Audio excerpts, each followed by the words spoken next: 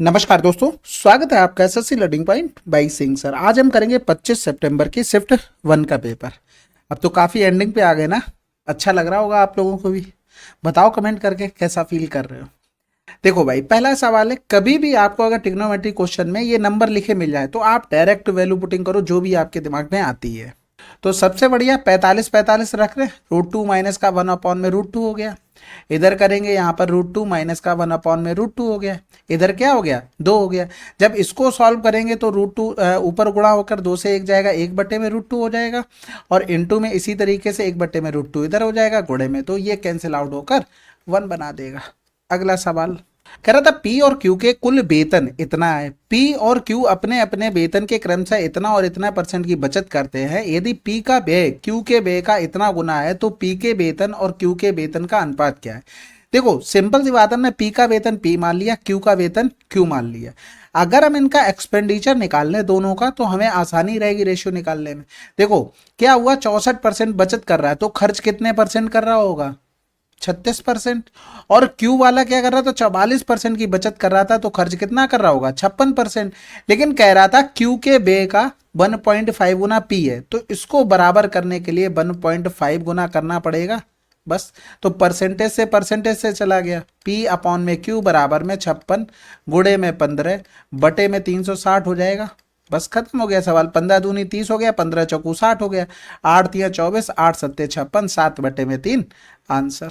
अगला सवाल कह रहा था वर्ष 2015 से 17 तक कंपनी द्वारा उत्पादित ए प्रकार की कारों की कुल संख्या वर्ष 2016 से 18 तक कंपनी द्वारा उत्पादित सी प्रकार की कारों की कुल संख्या से कितने % अधिक या कम है। यानी कि हमें सबसे पहले 15 से 17 ए वाला देखना है, यानी कि 15 से 17 इन तीनों को देखना है। जोड़ेंगे तो 0 हो गया, 6 4 10 की 0, हाथ से लगा 1, 9 9 18 और 7 25 हो गया।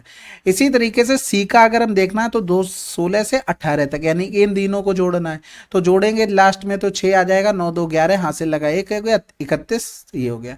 इसको अगर और कैंसिल आउट कर ले, चलो छोड़ो पहले ऐसे डिफरेंस देखो, 6 हो गया और फिर 11 से 5 गया, 6 हो गया, 66 का आया अधिक। अब यहाँ पर देखो 316 गुणे में 100, अगर 316 से देखें तो ये कम हो रहा था तो अधिक वाले तो आंसर होंगे नहीं। अब थोड़ी बहुत कैलकुलेशन कर लेते हैं भाई, 2 तियाँ 6, 2 तियाँ 6, इधर करेंगे 2 एकम 2 हो गया, 1 बचा, 2 पंजे 10, 2 अट्ठे 16 हो गया। अब आप चाहो आगे काटो चाहे ना काटो, कोई फर्क नहीं पड़ना। देखो ऑप्शन का सहारा लो, 2 बार तो जाना ही जाना है। 2 अट्ठे 16, 15 दूनी 30 से 31, 10 से 6 गया तो 4 हो गया, यहाँ बचा 2 से 1 किया। अब उतारा लिया 0, अभी भी भाग नहीं जा रहा है तो यहाँ पर 0 करेंगे, फिर पॉइंट लगाएंगे, 0 बढ़ाएंगे। भाई देखो सिंपल सा आंसर दिख गया, बस इतना ही आपको दिमाग लगाना था। आप अगर ओरल सोच लेते, यहीं पर जुगाड़ बैठाई जा सकती, जैसे 15 दूनी 30 हो रहा, उसके बाद क्या बचेगा घटा कर देख लेते, या फिर नॉर्मल कर लो। ऐसा नहीं, इसमें टाइम ज़्यादा लगेगा। अब ये सवाल इतनी बार बता चुके, आपको हमने बताया था अल्फा प्लस का बीटा अगर 90 कभी भी दिया हो तो जैसे क्वाड्रेंट में चेंज करते हैं, साइन अल्फा चेंज हो जाता है कॉस बीटा में, टेन अल्फा चेंज हो जाता है कॉट बीटा में, और आपका कोसेक अल्फा चेंज हो जाता है सेक बीटा में। ये सब क्वाड्रेंट में चेंज होने वाली है जब अल्फा प्लस का बीटा 90 हो। यानी कि यहाँ पर देखो 54 और 36 90 होता है तो 10 वाले को हम कॉट 36 लिख सकते हैं, बिल्कुल ये कैंसिल आउट। इसी तरीके से इधर भी देखेंगे, ये भी कैंसिल आउट हो जाएगा, बस सब 90 होना चाहिए। तो 2 से 1 घटाएंगे, 2 आंसर, सॉरी 1 आंसर। अगला सवाल कह रहा था 18 से 23 के दौरान बी और डी के औसत उत्पादन में अंतर क्या है। देखो 18 से और कहाँ तक, 23 तक जाना है। बी और डी यानी कि इन दोनों में डिफरेंस, हम क्या करते हैं, हम डायरेक्ट डिफरेंस ही लिखते चलते हैं। ऐसा नहीं करेंगे कि इनको जोड़ेंगे फिर इनको जोड़ेंगे फिर एवरेज निकालेंगे। हमें पता है कि हमें एट द एंड भाग करना है तो वो बाद में कर लेंगे, डिवाइड करने का इशू नहीं। इनका डिफरेंस देखेंगे तो पहले ये एक चीज ध्यान रखना कि किससे घटा रहे हो। अगर बी से डी को घटा रहे हो तो सब में बी से डी को ही घटाना है, जिससे हमारा डिफरेंस माइनस में आए तो माइनस में, प्लस में आए तो प्लस में। पहले ऑब्जर्वेशन कर लो, बड़ा किस में लग रहा है, डी में ज्यादा बड़े लग रहे हैं, वैसे दोनों से हो सकता है। इनका डिफरेंस करेंगे तो ये आ जाएगा 12, इनका डिफरेंस किया तो खत्म हो गया, इनका डिफरेंस किया तो ये 14 आ जाएगा, ठीक है। इनका डिफरेंस ये खत्म हो गया, इनका डिफरेंस 2 आ गया, इनका डिफरेंस किया 28 से 26 तो 2 आ गया। इनको सबको जोड़ लेते हैं तो इधर 12 तो 14 दूनी 28 तो 30 हो गया। अब कितने नंबर थे, 1 2 3 4 5 6, 6 से भाग कर दो, 6 पंजे 30, आंसर आ गया। समझ में आई बात, बस आपको इसी तरीके से करना था। अगला सवाल करते हैं। सबसे पहले तो इसमें बार को सॉल्व करेंगे भाई, 3 2 एलसीएम 6 हो गया, तो 3 2 5/6 डायरेक्ट लिख सकते हैं, ये माइनस का 5/6 ये जीरो हो गया, तो ये भी जीरो हो जाएगा, बचेगा क्या 9/1, आंसर आ गया। देखो भाई कह रहा है उन तीनों दिनों के दौरान प्रिंटर पी द्वारा मुद्रित पृष्ठों की कुल संख्या और उन्हीं तीनों दिनों के दौरान प्रिंटर क्यू द्वारा मुद्रित पृष्ठों की कुल संख्या का अनुपात क्या है। तो पी और क्यू का हमें रेशियो बताना था, तो सबसे पहले देखेंगे जीरो, 8 2 10 की जीरो, हासिल लगा 1 हो गया, 3 और 2 3 1 4 हो गया, इधर करेंगे तो 5 5 10 की जीरो, हासिल लगा 1 हो गया, 4 8 16 हासिल लगा 1 3 हो गया, कैंसिल आउट, 8 4 एकम 4 4 रेम 36। अगला सवाल, रमेश ने 130 पुस्तकें 200 रुपए प्रति पुस्तक की दर से खरीदी और उनमें से आधी पुस्तकें 300 रुपए प्रति पुस्तक की दर से बेच दी। उनमें से 1/5 पुस्तकें 350 रुपए प्रति पुस्तक की दर से और शेष पुस्तकें क्रय मूल्य पर बेच दी। उसका लाभ परसेंटेज क्या होगा। देखो परसेंटेज में बात की जाए थोड़े सतर्क हो जाया करो, उसमें कम चीज़ें यूज करनी पड़ती हैं। हमने अपने हिसाब से मान लिया 10 वस्तुएं खरीदी और अगर 200 ईच तो कितने की हो गई, 2000 का खर्चा हमारे पास हो गया, यानी कि ये सीपी आ गया। उसमें से क्या किया, आधी पुस्तकें, भाई उसने आधी बोला, दूसरी कंडीशन में टोटल का 1/5 शेष नहीं बोला है, तो 2 वस्तुएं। अब बची जो पुस्तकें हैं 5 2 7 3 वस्तुओं से कोई मतलब ही नहीं है। क्यों नहीं मतलब है, क्योंकि उसको बेच दिया है क्रय मूल्य पर, तो प्रॉफिट लॉस होगा जो भी होगा इन्हीं में होगा। अगर हम एक पुस्तक 350 की बेचते 200 की खरीद के लाए तो कितने का फायदा होता, 150 रुपए का। अगर हम एक वस्तु 300 की बेचते और 200 की लेके आए, फायदा कितनी होता, 100। ये कंडीशन में कौन सा, ये 5 पुस्तकें बेची और इसमें हमने 2 बेची, यानी कि यहां पर अगर हम देखते तो हमने प्रॉफिट लिया 300 रुपए का, ठीक है। और अगर दूसरी कंडीशन में देखते हमने यहाँ पर ले लिया 500 रुपए का प्रॉफिट। ये चीज समझ गए, 5 का गुणा कर दिया भाई एक एक का हमने यहाँ पर निकाल कर। कब तो कुछ बचा है सवाल में, कुछ नहीं बताया आपको। क्या करना, 800 का टोटल प्रॉफिट, 200 का खर्चा, गुणे में 2000 का, कैंसिल आउट हो गया, आंसर आ गया 40%। अगला सवाल, दो वृत्तों के केंद्र के बीच की दूरी इतनी है, यदि इन दो वृत्तों की त्रिज्याएं क्रमशः इतनी और इतनी है तो इन दोनों वृत्तों की सीधी उभयनिष्ठ स्पर्श रेखा की अनुप्रस्थ उभयनिष्ठ स्पर्श रेखा की लंबाई का योग क्या होगा। तो सबसे पहले डायरेक्ट कॉमन टेंजेंट का फार्मूला क्या होता है भाई, एल बराबर में अंडर रूट में डी स्क्वायर माइनस का R1 माइनस का R2 का होल स्क्वायर। अब ये तो आपको पता होगा ना भाई, इस तरीके के, ये काय का साइन है, माइनस का, तो इसमें रेडियस का माइनस हो जाता है। ट्रांसवर्स लाइन में तो हल्का तिरछा, तो ये प्लस हो जाता है। रेडियस में ही माइनस प्लस का खेल होता है, इधर तो हमेशा ही माइनस रहेगा। तो डिफरेंस कितना था, 36 का स्क्वायर। रेडियस में डिफरेंस देखेंगे, 15 से 9 गया तो 6 का स्क्वायर आ जाएगा, ठीक है।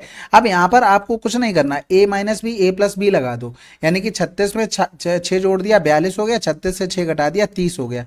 इधर करेंगे 6 सत्ते 42, इधर करेंगे 6 पंजे 30, यानी कि हम अगर डायरेक्ट लिखें तो 6 बाहर आ जाएगा, 7 पंजे 35 बचा। अब ट्रांसवर्स की कर लेते तो यहाँ पर भी डी स्क्वायर माइनस में R1 प्लस का R2 का होल स्क्वायर हो जाएगा, यानी कि डी स्क्वायर का मान कितना था, 36 का स्क्वायर। और रेडियस में देखेंगे तो 9 5 14, यानी कि 24 का स्क्वायर। यहाँ पर भी a plus B A minus B लगा दे, 30 20 50 10 60 हो गया, 36 6 से 4 गया 2 12 आ गया। तो इधर दिख रहा होगा 12 पंजे में 60, तो इसका जब मान लिखेंगे तो 12 बाहर आ जाएगा, रूट में 5 हो गया। अब इन दोनों को हमें जोड़ना था, तो भैया एक चीज बताओ, 6 रूट का 35, या फिर ऐसे लिख लो 7 गुणे में रूट 5 प्लस का 6 गुणे में 2 रूट का 5 लिख लिया। यहां से अगर हम 6 रूट 5 कॉमन ले लें तो क्या हो जाएगा, रूट 7 प्लस का 2 हो जाएगा। इसके अलावा कुछ होगा नहीं, ठीक है। अब ये फार्मूला वगैरह लिखा, इतना नहीं, आपको ये चीजें पता है ना, तो ये रिजल्ट डायरेक्ट लिखने होते हैं, तो वो प्रैक्टिस के ऊपर है। बाकी तो अभी तो जब स्टार्टिंग होती तो आपको लिखने ही पड़ते हैं। कह रहा था the side BC of triangle ABC is produced to a point D if AC equal to BC, BAC 70 degree है, then find the value of ACD minus ABC। देखो सबसे पहले तो एक ट्रायंगल बना लेते हैं, A B और C, इसको भाई प्रोड्यूस किया गया D पॉइंट तक, AC बराबर में BC बोल दिया, इसको बराबर हो गया BAC ये वाला दिया गया 70। Then find the value of ACD, यानी कि ये फाइंड हमें करना है, और ABC यानी कि ये फाइंड करना है। बहुत आसान है सवाल तो। ये कितना हो जाएगा 70, क्योंकि दोनों भुजाएं बराबर हैं। ये एक्सटीरियर एंगल प्रॉपर्टी से 140 क्या होता है, इसके इंटीरियर अपोजिट एंगल के सम के बराबर होता है। अब इन दोनों का डिफरेंस नहीं निकाल पाओगे, 70 आ जाएगा। अगला सवाल, रोनी एक थोक दुकान से इतने में ब्लूटूथ हेडफोन सेट खरीदती है और उसका अंकित मूल्य 2,000 रुपये निर्धारित करती है। बाद में वह इसकी बिक्री पर 40% की छूट देती है। उसका हानि या लाभ परसेंटेज क्या होगा? तो समझो भाई बात को, देखो 1700 की चीज थी, 2,000 रुपया उसने अंकित मूल्य कर दिया, 40% की छूट देंगे तो 60% बचेगा। बस खत्म हो गया सवाल, 2 जीरो इधर चला गया।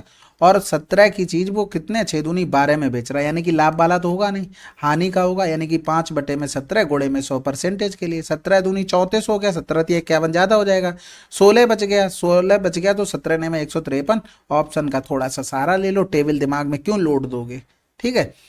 कह रहा था it is always possible to draw a circle passing through non collinear point in a plane. हमेशा ध्यान रखो 3 होने चाहिए। ठीक है, अगला सवाल करते हैं। एक निश्चित राशि पर 6 वर्षों के लिए साधारण ब्याज उस राशि का 3/5वां भाग है, इसके लिए वार्षिक ब्याज की दर क्या है?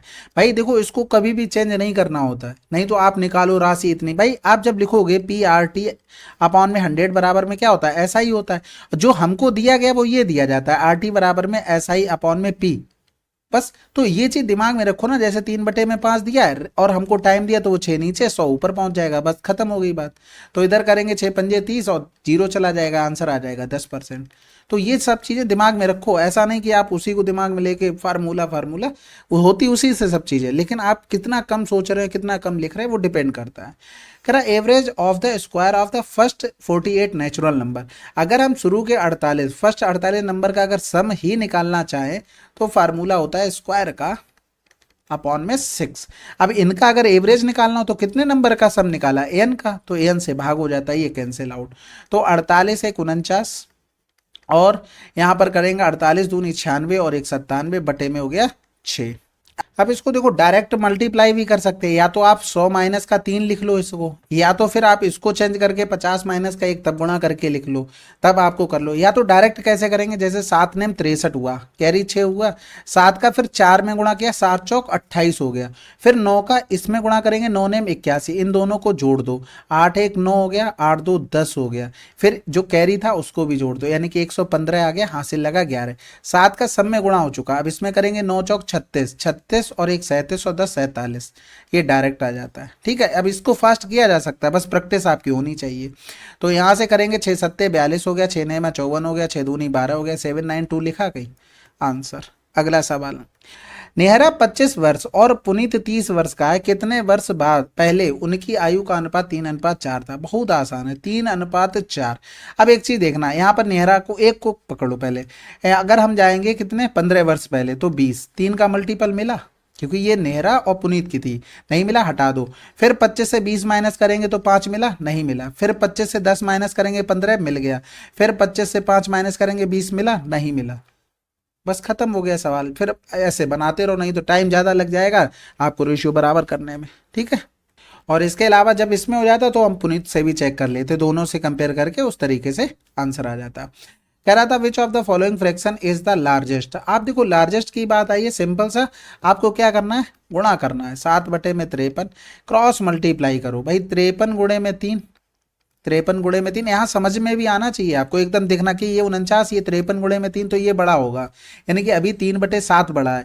अब इन दोनों का कंपेयर करेंगे तो देखो 8 का गुणा 3 में हो रहा तो 240, फिर 7 का गुणा करेंगे 7 एकम 7, 7 चौक 28, तो ये बड़ा हो गया, यानी कि अब ये सबसे बड़ा है।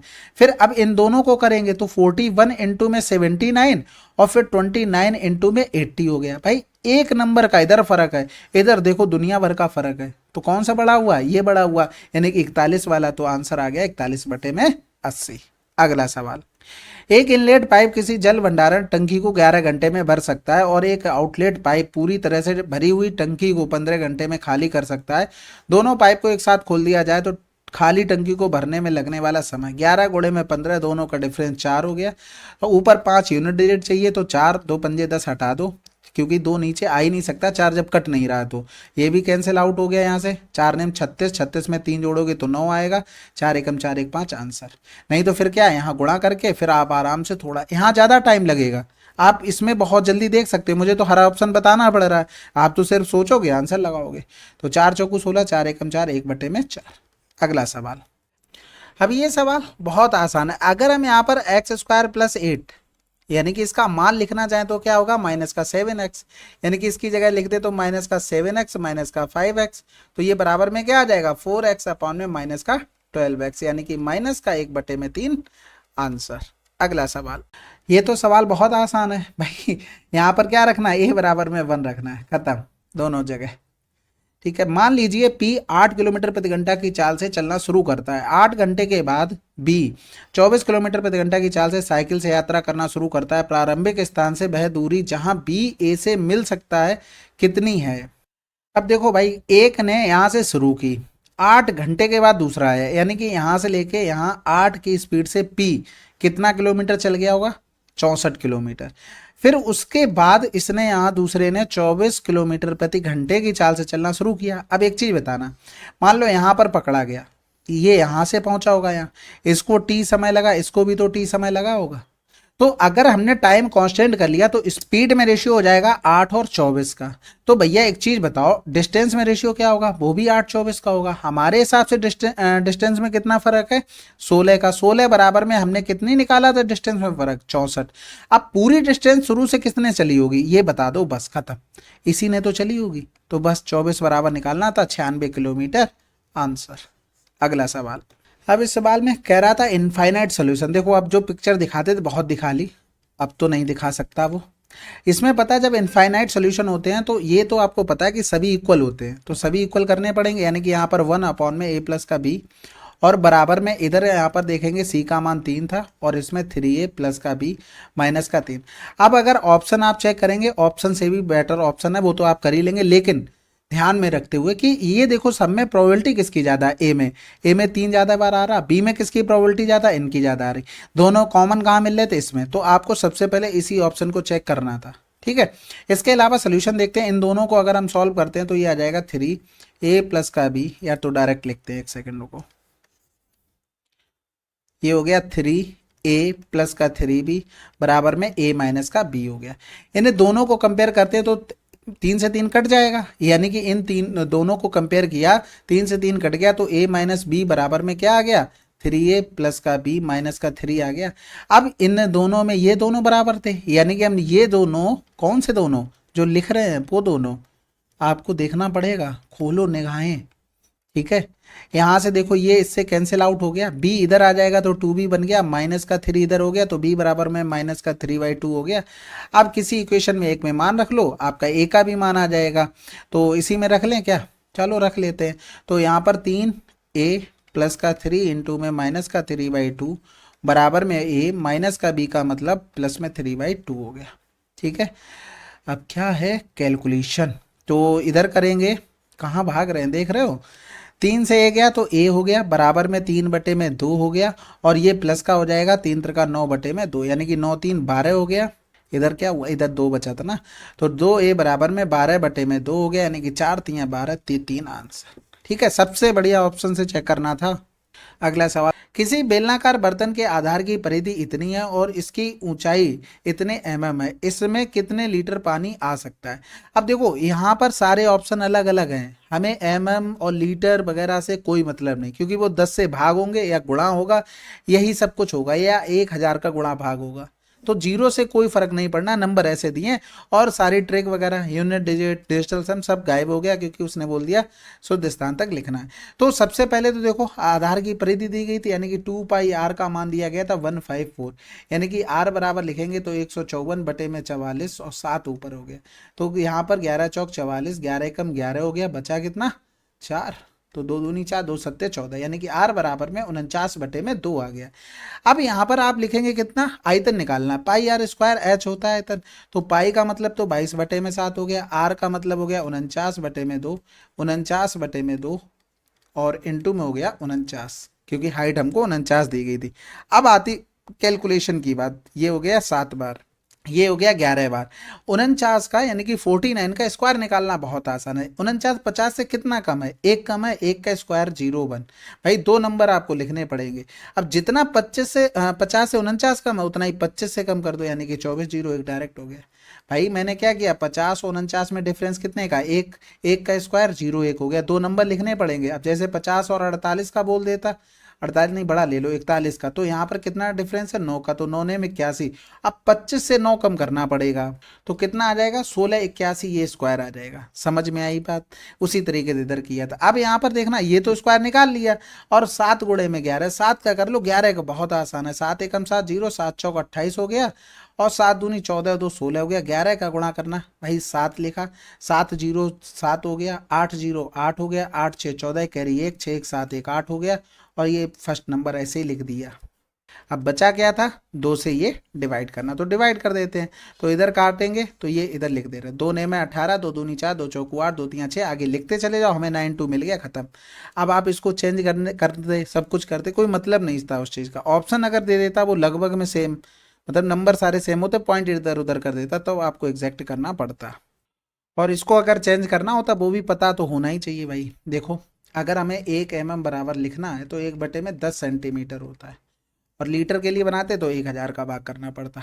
अगला सवाल, एक समद्विबाहु त्रिभुज की 2 भुजाओं की लंबाई इतनी इतनी है, तीसरी भुजा की लंबाई बतानी है। अब देखो, इन्हीं में से कोई एक ऐसी होगी जो डबल होगी, ऑप्शन में दोनों है, यानी कि दोनों में से कोई एक हो सकती है। लेकिन आपको पता है अगर 3 भुजाएं आपको दी जाए तो इनका सम तीसरी भुजा से बड़ा और इनका डिफरेंस तीसरी भुजा से छोटा होता है। तो यहाँ पर करेंगे 12 6 18, और यहाँ पर करेंगे 12 से 6 गया 6, यानी कि 6 से तो बड़ी होगी, इसका मतलब 12 होगी। अगला सवाल, अब इसमें हमें भाई m की वैल्यू निकालनी थी, ये आसान था भाई, 1 माइनस कॉस स्क्वायर क्या होता है, साइन स्क्वायर ए होता है। इसको जब चेंज करेंगे ये क्या हो जाएगा, कॉस स्क्वायर ए हो जाएगा। ये तो भाई देखो इससे के अपोजिट होता है, ये इसके अपोजिट होता है, यानी कि m प्लस का 5, ये सब कट के 1 बन गए थे, प्लस का 5 हो गया, 5 से 5 कैंसिल, तो m बराबर 1 हो गया। देखते ही आंसर लगना चाहिए था। अगला सवाल, सभी वर्षों का औसत आयात कितना है, तो भाई जोड़ना पड़ेगा, 5 1 6 6 1 7 7 2 9 9 6 15 15 3 18 18 और 4 22 हो गया। अब नीचे कितना रखना पड़ेगा भाई, 3 3 6 1 7, यानी कि यहाँ पर आंसर होगा उसमें गुणा करके यूनिट डिजिट हमें 2 मिलना चाहिए। तो देखो 7 तियाँ 21 हटा दो, 7 तियाँ 21 हटा दो, 7 9 63 हटा दो, 7 छक्का 42 आंसर।